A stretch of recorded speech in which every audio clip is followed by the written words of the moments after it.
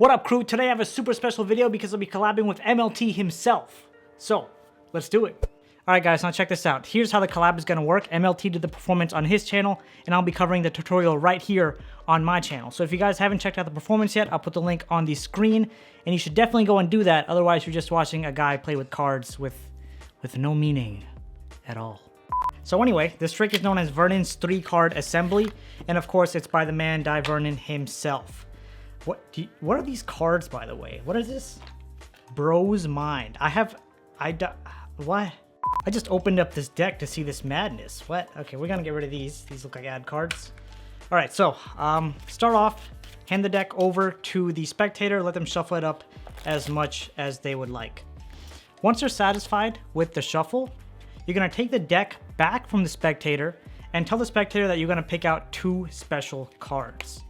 Okay, and these 2 cards are gonna be of the same color and suit. What are these? What are these? Do you see these cards? What? What is this madness? Sorry, I'm getting too sidetracked with this deck. I literally just opened up the tuck case and sticker, and then I pulled the cards out for this tutorial, and this is what I see. Wild stuff. So anyway, you get the deck back from the spectator. You're gonna tell the spectator that you're gonna pick out 2 cards of the same value and color. And the way that you're actually going to go about doing this is something you don't tell the spectator. You go ahead, you go all the way in the back, and we're going to get rid of the jokers. You take a look at the 3rd card from the back. So the 3rd card from the back is the 10 of hearts. So now you're going to go ahead and get the opposite color, but the same value. So you tell the spectator, picking 2 cards at random with the same value and color. So now you're going to go ahead and pick the 2 black 10s. So you find the 2 other 10s, that's 1. And if I could find the other one, that would be fantastic. There's 2. Okay, so you tell the spectator, I'm going to take out these 2 10s. And then what I like to do from here is I like to say, you know what? I'll pick out 1 more card. And I pick out the 3rd 10. Not the one all the way in the back, but just the other red 10. So let's go ahead and find that. Why are the 10s in the back? There it is. Okay, so now we have these 3 10s. Okay, and I don't really make a big deal about which red 10 this is, because ultimately at the end, as you've probably seen for the performance, you're gonna pretty much swap them out. So you just wanna emphasize the fact that it's a red 10 and these are the 2 black 10s. Okay, so now you're gonna turn these 3 cards over. You wanna make sure the red 10 is on top and you put that over on the side. Now you're gonna come back to the deck and tell the spectator you're gonna pick out 3 random cards. And you're just gonna take the 3 cards off the top. So what I like to do is I like to go ahead, flip over the top card, just say it's a random card, put that down, flip over the next card, say that's another random card. And now this card is the last red 10, right? But no, I don't wanna show the spectator this is a red 10. I just want them to think it's a random card.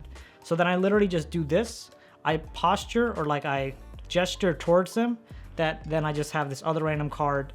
And it really doesn't matter what these 3 cards are. So then I just gesture towards them, drop it down, and we're all set. I put the deck in the center.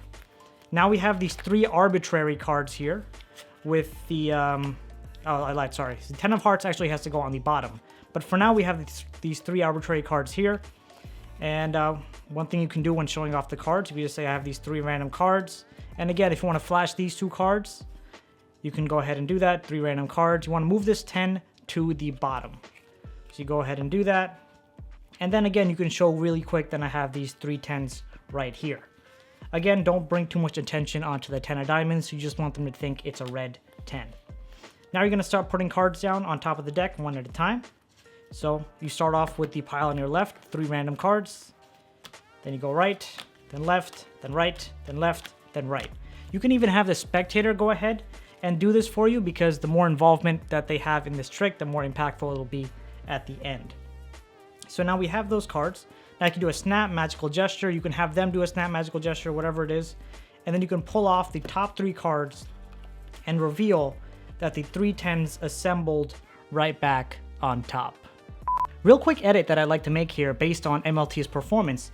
You can actually go and take a look at the top card. So when you get the deck back from the spectator, you can go ahead, take a look at the top card. In this case, it's the 5 of hearts.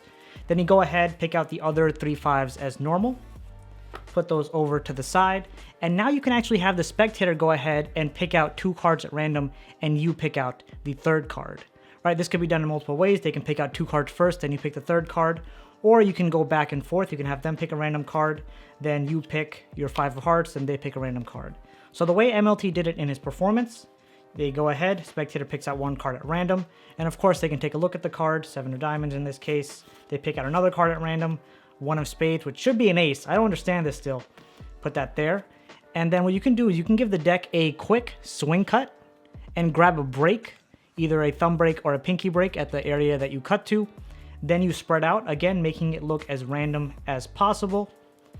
Come right to where the break is, get the card under the break, and it's the last 5, right? So you put the 5 on top, and you show the spectator. And again, you want to really quickly show the spectator without exposing the card in the back.